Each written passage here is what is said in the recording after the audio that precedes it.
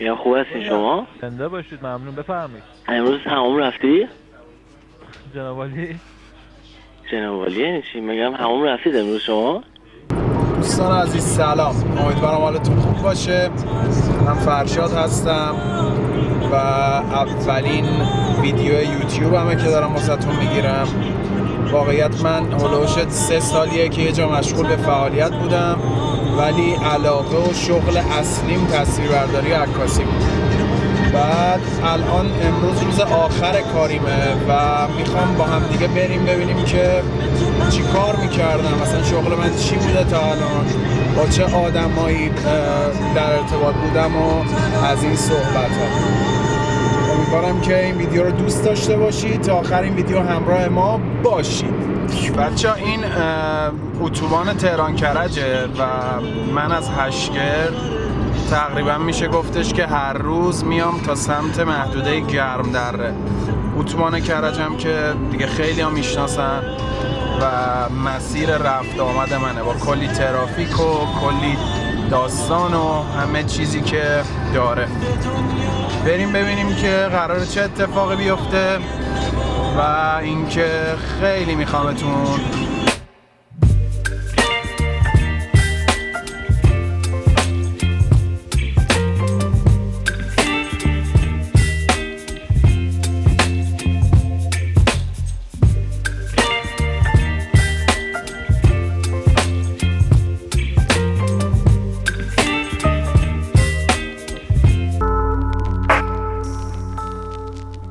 خب دوستان عزیز، میخوام یه جایی رو نشون بدم. واسه من مثل یه قده سرطانی میمونه بچه‌ها.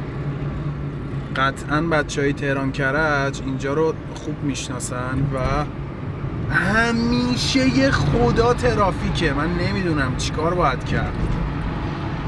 هیچ وقتم، یعنی نمیشه گفت همیشه یه خدا. چرا؟ یه سری روزا بوده خلوت بوده، مثلا ساعت 3 صبح، روز مثلا شنبه.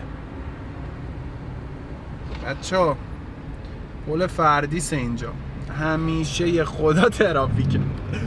برو بریم. خب میبینید دیگه بچه‌ها، آشناییت دارید قطعا. از سمت کرج به سمت تهران پل فردیس اونجا، نمیدونم معلومه یا نه، ولی اینجا تقریبا تا اون پل بعدی که پل کلاکه همیشه شلوغه بچه‌ها. هی خدای صبر بده بهم. این چیزیه که همیشه تو مسیر هست و مشخصه دیگه، بغل اتوبان میایم همیشه میبینیمش. خیلی نمای خفنیه، دوست دارم و همیشه منو یاد فیلم چرنوبیل میندازه. نمیدونم دیدید یا نه، ولی مینی سریال خفنیه، حتما ببینید.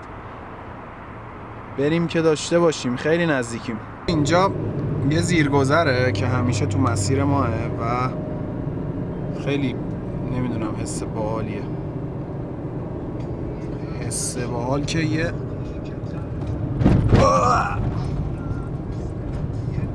مسیر دیگه، مسیر همیشگی مونه و اینجا خیلی خطرناکه. هر آن امکان داره یه تریلی بیاد بود. و بله تایید شد. خب بچهای عزیز، من الان هلوش 1 ساعت 2 ساعتی از رسیدم، ولی چون تایم تغییر شیفت و این داستانا بود یه ذره شلوغ بود. گفتم که یه ذره بگذره خلوت شه، بتونم قشنگ کارم انجام بدم. من رسیدم دم شرکت و میخوام برم تو ببینیم که تو چه خبره و یه ذره با هم ببینیم که کلا کار ما اصلا چی هست. با ما همراه باشید.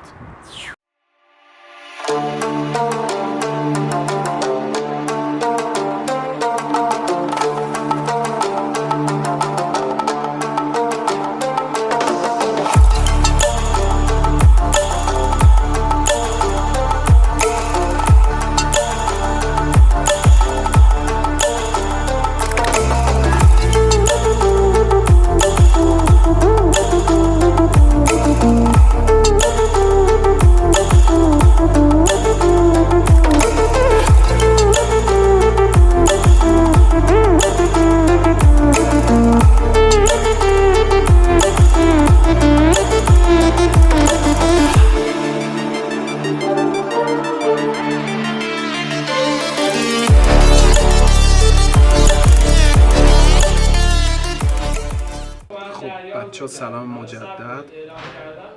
من اومدم سر کارم و اینکه الان بریم که قرار چه اتفاقی بیفته. با من همراه باشید. غذا می‌خوریم. سلام وقت بخیر، بفرمایید. ممنونم، بفرمایید جناب. ببخشید من شما رو ملی بهت میده ببینی سهم ثبت شده یا نه. سهام چی شده؟ سهم حالا ثبت شده یا نه. صاف شده؟ ثبت ثبت شده؟ آره من امروز با سایت باز شده بود من زدم گفت ثبت شد. حالا والا من شما بخونید کد ملیتون رو جناب. آیا اربابی سهام عدالت ندارید شما جزء جاماندگان سهام محسوب میشید. ولی من امروز تو برنامه سایت اومده بود. آره امروز رفتید ثبت نام سجام انجام دادید ولی ثبت نام سهام عدالت الان 13 سال ازش میگذره. یعنی تازه بس ثبت نام کرده؟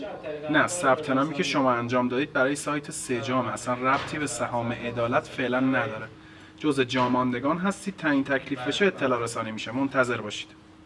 یعنی باید منتظر بمونم. آره بله باید منتظر بمونید. توی سایت اومده بود والا من زدم گفت ثبت شد. خب هر چیزی رو شما ثبت بکنید دلیل نمیشه سهام عدالت براتون ثبت بشه. حالا ببینیم چی میشه ان شاء که در آینده تعیین تکلیف بشه. سوال دیگه ای هست؟ ممنون. سلامت باشید، خدا نگهدار. اولیش بود. بریم بعدی. سلام وقت بخیر، بفرمایید. سلام، خسته نباشین. مرسی. ببخشید من مادرم 2 سال فوت کردن. بعد می‌خواستیم ببینیم برای سهامشون می‌خوام انتقال بدیم به پدرم. یعنی کلی وراث می‌خوام انتقال بدم. ما چیکار کنیم؟ خدا رحمت بکنه ان شاء الله. ببینید چیزی که هستش اینه که شما برای انتقال سهام باید صبر بکنید از سمت دولت یه سری شرایط فراهم بشه که بتونید انتقال سهام رو انجام بدید. در حال حاضر از سمت دولت چیزی تعیین تکلیف نشده واقعیت خانم. اعلام میکنه یعنی؟ بله حتما اعلام میکنه. حالا میشه مثلا ما این کارهای مالیات داره چی داره اینا رو انجام بدیم یا بمونیم همون که صبر بکنید. بهتر اینه که صبر بکنید تا در آینده تعیین تکلیف بشه. ان شاء الله. دستتون درد نکنه. ممنونم. سلامت باشید. خدا نگهدار. داشمتی پیر شدیم. بچه‌ها واقعا کار سختیه. با تمامی مردم از هر قشری که هستن زنگ میزنن و باید صحبت کنیم. جوابمون هم اینه که نمیدونیم. باید صبر کنید. دولت باید اعلام کنه. سیاسیش نکنید. خب بچه‌ها من از بعضی از همکارا خواستم که چند تا از وایسایی که دارن که حالا سوژه بودن تقریبا واسم بفرستن و من با شما به اشتراک بذارم. مثل چیزای باحال از توش در بیاریم ببینیم چی به چیه. بریم بشنویم. میخوای یه حالی بهت بدم پشت گوشی؟ حال کنید چهره خندون بشه. سلامت بفرمایید.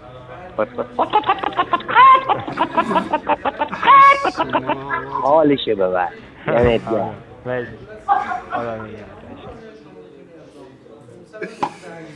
نمیدونم بخندم گریه کنم الان باید چیکار کنم. آهای علی جنابت فرشته عذابش این آهنگ خوش دنیا برام تو بخورم. بچه ها خوراکشونه. میگم همین بیاین میگه چی لباسای منو بخری و گروه دسته کم دار کیفی شد بوله کم کردی این آهنگ خوشی تو بیاد براتون بخونم.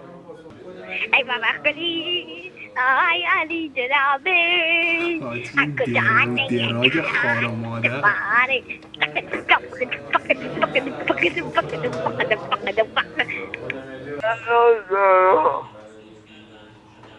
سلام بفرم.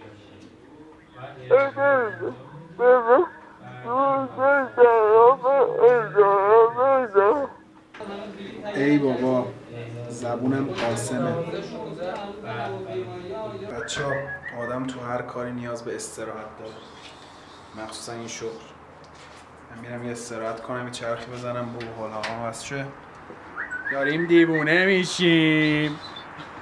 داشمه تیوی ها به دادم برس. داداش اومدیم یه حال هوایی عوض کنیم. بعد گفتیم که هوا بخوریم یه ذره حال مالمون اوکی شه. بریم اینو گوش کنیم ببینیم چی به چی. فروش متوقف از سال 99 متوقف شده. بعد منتظر بمونید تا اعلام. سلام بفرمایید. بله همون فروش شروع میشه عرض سهمتون رو فروختید. کد میلتون رو بفرمایید.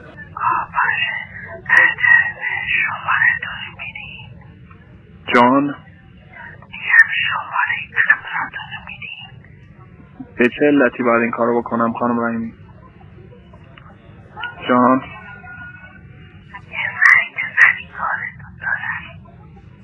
امر دیگه ای هست؟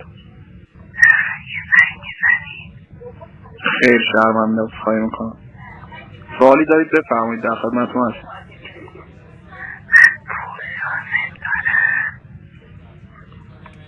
متوجهم. بس شرایط سخته. بله ما هم واقعیت منتظریم که انشاءالله هرچه سریعتر انجام بشه. امر دیگه ای؟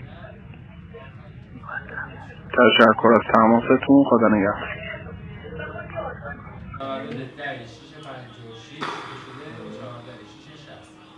اینه بچه هم وضعیت همینه. واقعا سخته. واقعا یعنی به نظرم سختی کار باید به ما بدن. انجام نشده جناب. خیلی سخت بود. خدا پرداخت شکر انجام دادید؟ که بعد از پرداخت قراره کاری رو شروع بکنم که علاقه خودم و هر جام که باشم با شما به اشتراک بذارم. وارد که شدید واقعا یه سری آدم هستن که تایید میکنید تا مرحله واقعا مشکل دارن. یه سری هستن که نه مزاحمن، یه سری هم که مشتری ثابتن. اونایی که مشتری ثابتن که هیچی دیگه تمومه. یه بار، دو بار، سه بار، چهار بار، 5 بار دیگه بعدش دیگه میدونی قضیه چیه دیگه. ولی نه بعضیا که مزاحمن خیلی شیرینن بعضیاشون. الو بفرمایید. الو سلام. سلام بفرمایید.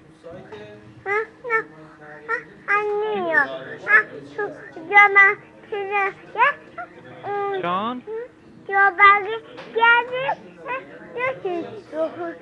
امو گوشی رو میدی بزرگترت امو؟ مامان چه خبره؟ امو گوشی رو بده بزرگترت.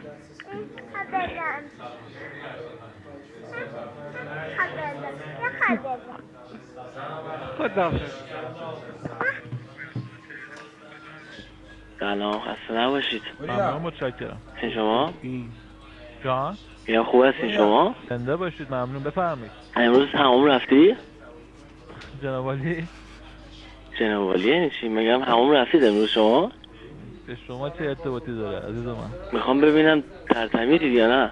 مزاحم شیرین داریم، مزاحم تلخ هم داریم بچه البته ناگفتم نماند. این شغل زیبایی های خودش هم داره. همینجوری که تماشا میکنید بچه ها سخت مشغول کارن و فکر کنم یه 5 تا کیل دیگه بگیرن وین میشن این درس. برو بریم. اصلا بچه ها خیلی سخت مشغول کارن، خیلی سخت. داش امیر یکی از پولدارای خاورمیانه، یکی از مشتیای غرب تهران. داش چه حسی داریم ما داریم از پیشتون میریم؟ شما داش شما بیا داداش میبینیم. بسته تو تا کی میخوای با این کل کنی آخه؟ تا موقعی که اینجاست قول میدم روزی 1 سال از عمرش کم کنه. کفه تو چی میگفتی؟ بابا نوئل چی شده؟ آقا میگم بابا نوئل چرا همش کادو میده ولی حاجی فیروز گدایی میکنه؟ سوال بسیار قشنگی بود. نمیدونم. آره چرا؟ چون ایرانیه. بنده خدا گناه داره. خب بچه ها امروز هم که تقریبا آخراشه، تموم شد. امیدوارم که دوست داشته باشید و ما رو حمایت کنید.